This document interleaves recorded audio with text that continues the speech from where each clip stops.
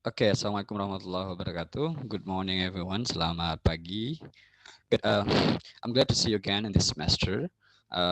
Karena after we have gone through old semester and you have gotten satisfying scores, and finally we made again today.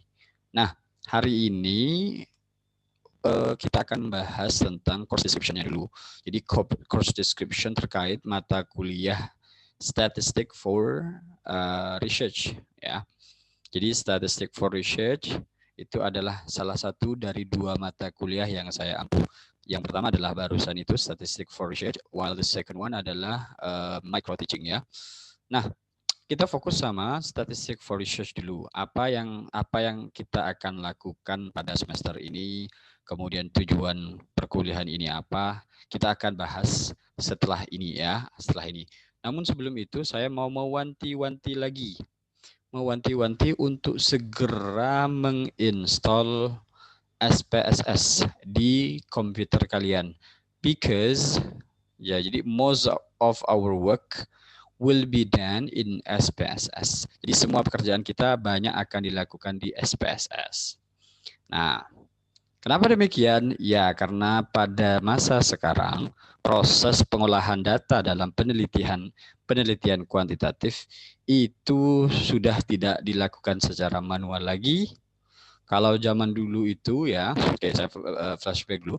Kalau zaman-zaman saya masih kuliah, itu biasanya mahasiswa diminta untuk menghitung sendiri min-nya berapa, kemudian standard deviation-nya berapa, kemudian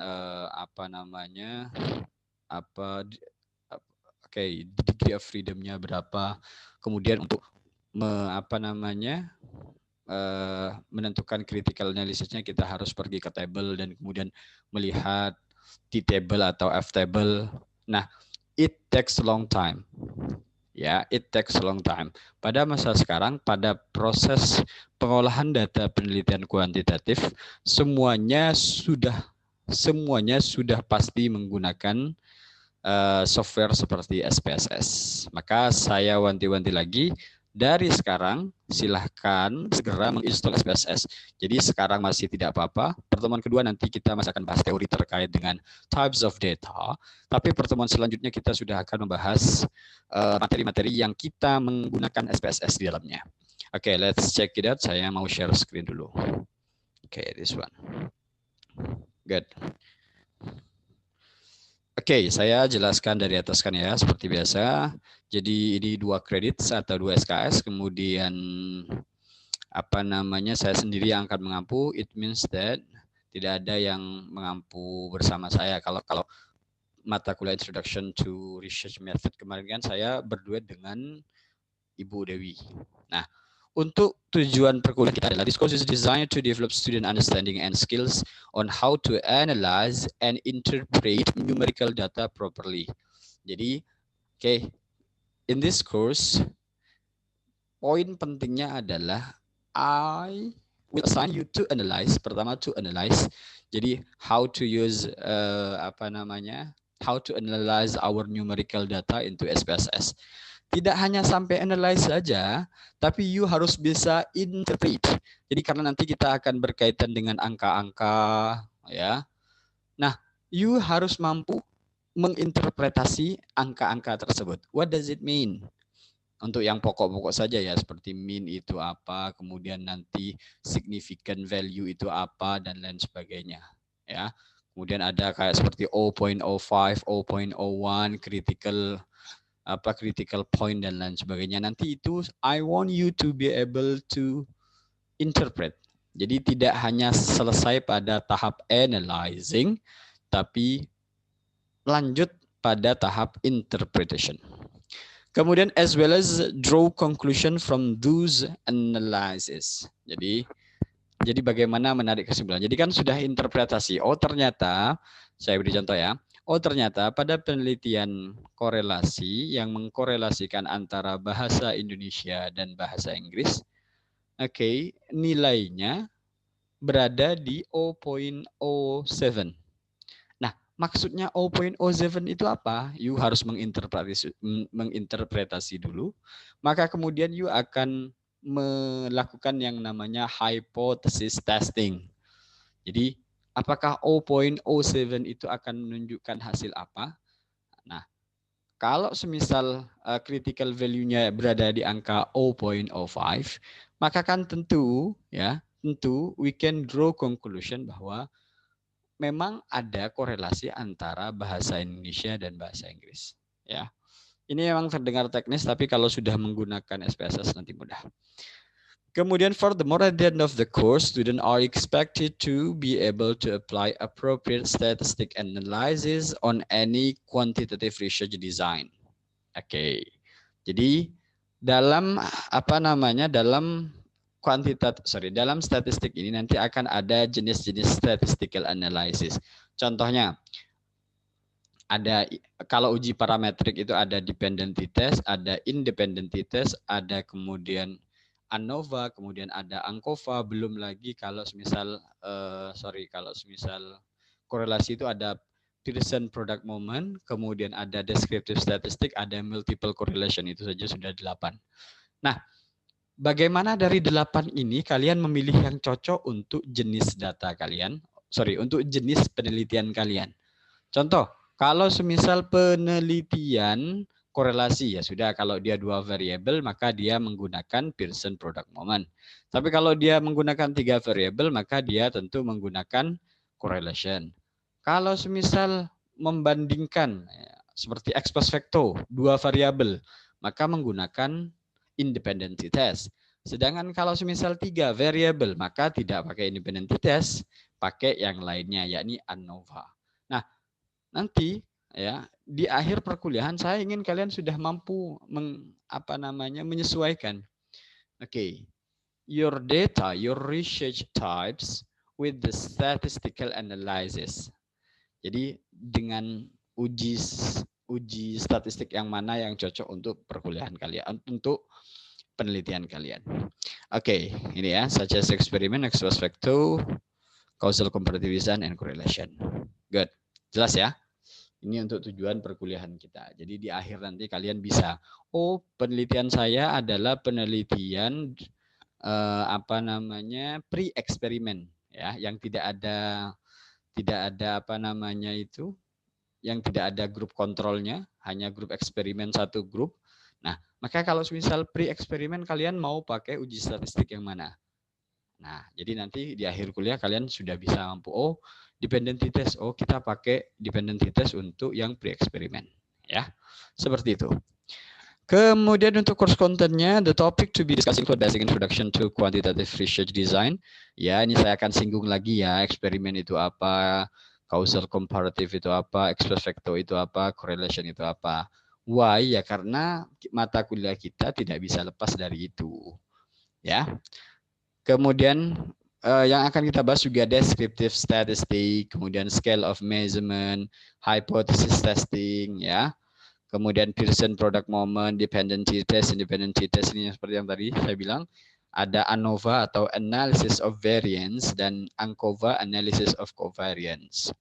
Good. Nah, itu adalah materi-materi yang akan kita cover selama nanti kalian mengikuti mata kuliah statistik. Kemudian our classroom activities. The classroom activities will be basically in the form of discussion of the assigned topics. Student learning will be assessed through classroom performance, assignment, discussion, participation, and mid-semester test and final test. Oke, jadi jelas ya untuk itu. Tapi yang pasti kita akan banyak menggunakan SPSS karena mulai pertemuan ketiga sampai pertemuan terakhir itu semuanya menggunakan SPSS, ya. Kemudian final score will be based on the following aspects seperti biasa. Attendance-nya 10%, participation-nya 20%, mid test-nya 30%, dan final test-nya 40%. Ini jelas ya. Kemudian untuk referensinya, kita pakai Jackson L. Sherry tahun 2008, 2008, Research Method and Statistics. Ya, nanti akan saya kirim untuk bukunya, walaupun bukunya tidak digunakan banyak. Why? Ya, karena kita banyak menggunakan praktek ya. Kemudian untuk yang berkaitan dengan tadi itu eksperimen, kemudian jenis-jenis penelitian itu, saya masih pakai bukunya Prof. Adnan Latif. Ya, good. Kita masuk ke classroom session. Nah, di sini ada classroom session selama 16 pertemuan. What we are going to do ini sudah di summarized. Oke, in this table. Yang pertama adalah, ya pertemuan hari ini adalah introduction to course objective dan lain sebagainya. Nah, pertemuan kedua nanti kita akan membahas tentang scale of measurement. Jadi apa types of data ya, jenis-jenis data ya, numerical data, ada nominal scale, ada ordinal scale, ada interval scale, ada ratio scale. Oke, itu kemudian pertemuan ketiga. Nah, pertemuan kedua ini masih tidak menggunakan SPSS. Masih tidak, ini masih teori kan ya. Kenapa penting ini? Karena ini nanti akan menjadi acuan kita. Contoh kalau nominal scale itu nanti di softwarenya SPSS itu ditunjukkan dengan simbol apa. Dan apakah data kita itu masuk dalam data yang nominal atau ordinal atau interval atau rasio. Nah, maka itu akan langsung berkenaan juga dengan SPSS. Kemudian pertemuan ketiga itu adalah validity of research instrument. Ini sudah masuk pada dalam tahap how we validate our research instrument using statistic atau using SPSS. Jadi sebagai syarat dari sebuah instrumen penelitian yang baik ya, seperti yang kita pelajari di language assessment, maka harus memenuhi dua kriteria umum. Yang pertama adalah valid, it measure what it claims to measure, ya. Yang kedua adalah reliable, it produce consistent score, kan begitu. Maka kalau kita punya research instrument, oke, sebelum kita gunakan research instrument tersebut untuk penelitian, maka kita harus validity dulu. Validity ini ada expert validity, ada yang menggunakan SPSS validity atau statistic validity seperti ini. Yang masuk dalam ranah coveran kita adalah validity yang menggunakan statistik. Ya, jelas ya. Jadi ini instrumennya harus valid, ya, harus valid.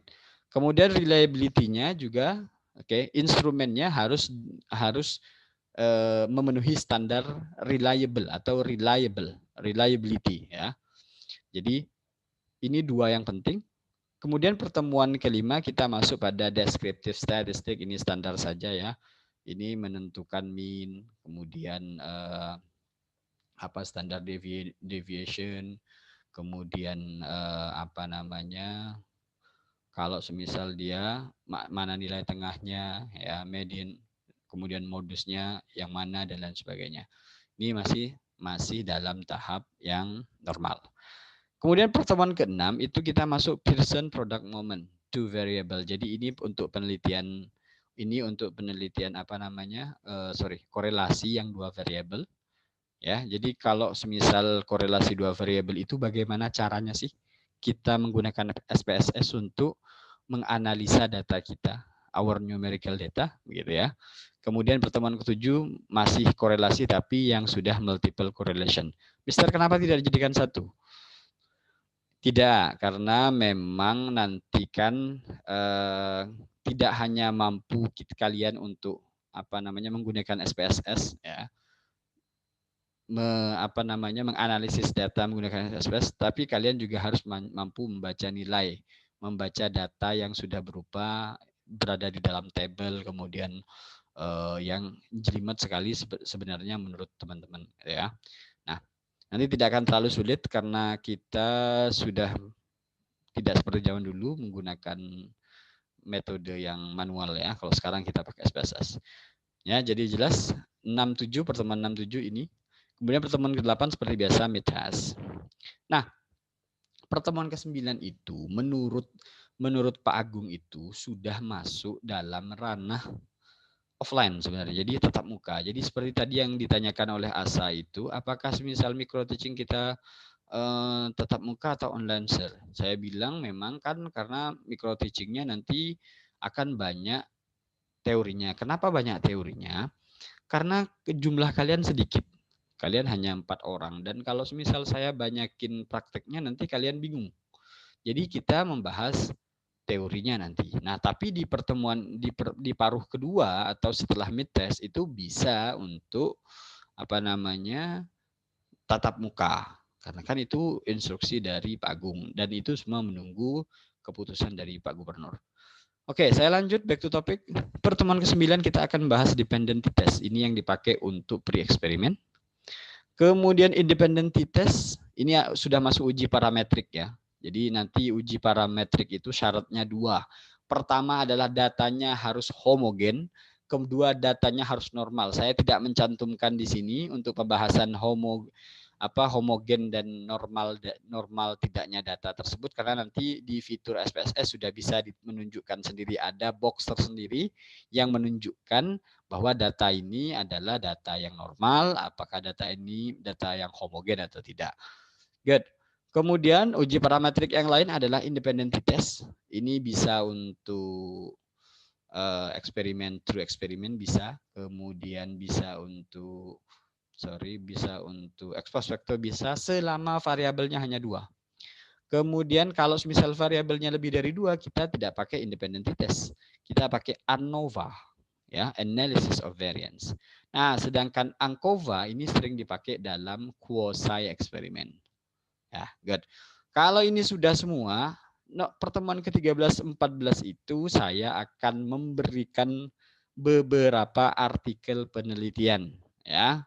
Artikel dari jurnal penelitian, silahkan nanti kalian harus menginterpretasikan data di situ. Nilai rata-ratanya berapa, kemudian variabel ini, apa critical point-nya berapa, dan lain sebagainya. Nanti itu yang harus kalian lakukan berdasarkan ilmu yang sudah kalian dapatkan di bagian ini. Nah, nih, ya. Nah, itu tidak hanya sekali, tapi 2 kali, ya. Baru kemudian kita review, saya review dari atas sampai bawah. Dan yang terakhir pertemuan ke-16 adalah final test. Oke, itu saja yang saya bisa jelaskan hari ini. Saya rasa ini sudah sangat jelas sekali untuk pertemuan pertama. Dan saya rasa juga kalian sudah punya gambaran what we are going to get through within 16 meeting ahead. Ya, itu saja dari saya. Nanti kalau kalian mau bertanya dipersilahkan. Thank you. I'm gonna see you again next meeting. Terakhir dari saya, tetap semangat dan semoga badai pandemi dan kemudian masalah-masalah ini segera selesai dan kita bisa kembali bertemu, bertatap muka di kampus kita. Terima kasih. Thank you so much. Assalamualaikum warahmatullahi wabarakatuh. Good morning.